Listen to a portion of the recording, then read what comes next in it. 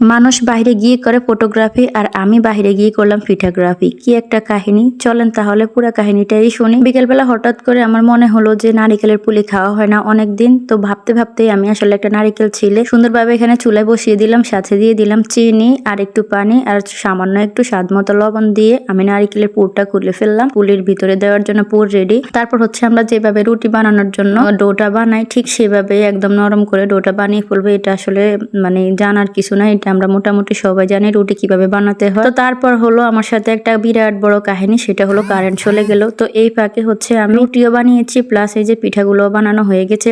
এই first time কারোর সাহায্য ছাড়া আমি এত সুন্দর করে পিঠা বানাতে পেরেছি।